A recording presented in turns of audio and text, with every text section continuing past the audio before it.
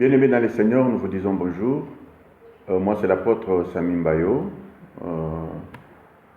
de la communauté des assemblées chrétiennes Chant des Dieux, en sigle Chadi. Nous venons aujourd'hui, par ce canal, partager avec vous un message, un enseignement pour l'édification de l'Église, corps du Christ. Et cet enseignement va nous prendre beaucoup de temps, mais nous irons étape par étape. Nous parlerons de la force d'une église locale.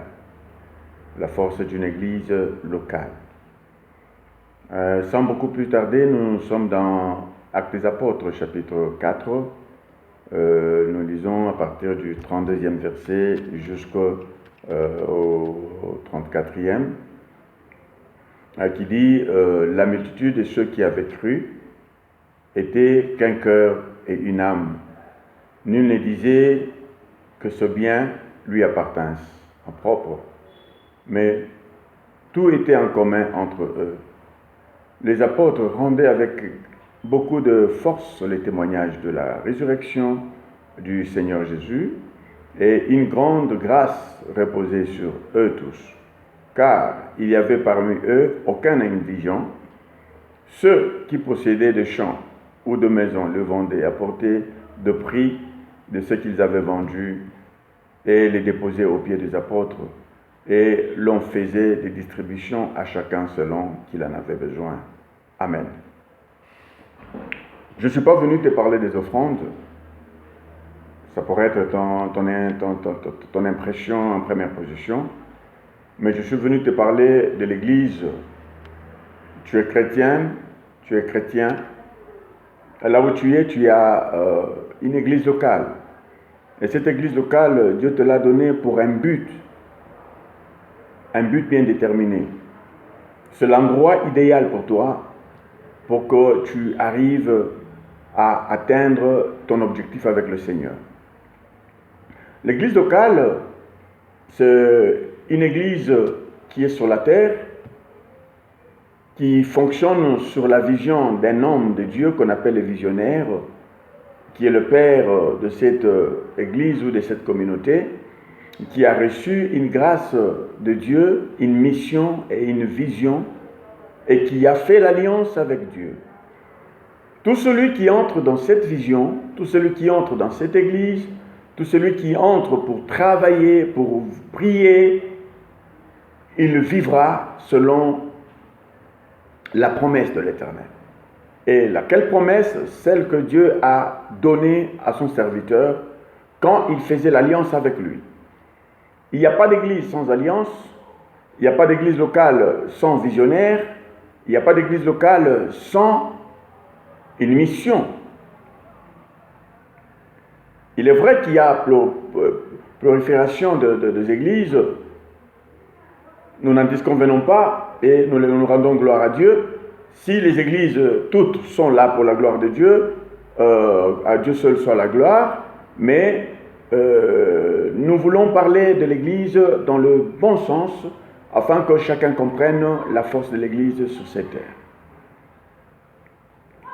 Nous ne voulons pas des églises qui font la honte à Jésus, parce qu'aujourd'hui c'est devenu fréquent dans tous les pays du monde. Il y a des églises à scandale, il y a des églises à des escrocs, il y a des églises de prostitution, il y a des églises de vol, il y a des églises de toute tendance. Je ne suis pas Jésus pour vous dire que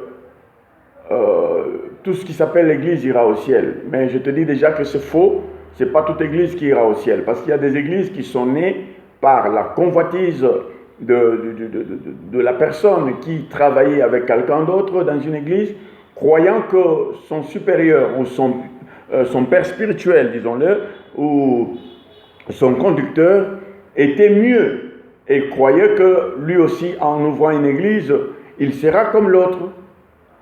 Il y a ceux-là qui ont commencé aussi une église parce qu'ils attendent de l'église quelque chose, c'est-à-dire ils se disent: j'ai échoué dans la vie, j'ai échoué de faire mes affaires, j'ai échoué de faire mes études, partout où je vais, je n'arrive pas à réussir, alors je dois me transformer en serviteur de Dieu. Et ce qui est marrant dans tout ça, c'est que, quel que soit tout ce que tu peux faire, tu ne manqueras pas des gens qui viendront vers toi.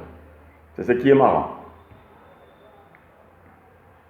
Mais en tant qu'enseignant de la parole de Dieu, je viens, avec cette première partie, te donner une image générale de ce que nous sommes. L'Église aujourd'hui est fragilisée par des problèmes. L'Église aujourd'hui n'est pas respectée et parce que on a fait entrer dans l'Église tout. Ce qui était interdit hier est devenu normal aujourd'hui. Les hommes de Dieu, par peur de perdre les fidèles, ils se laissent répondre au caractère et caprice de ces fidèles, parce que parmi ces fidèles, il y a ceux qui sponsorisent l'Église.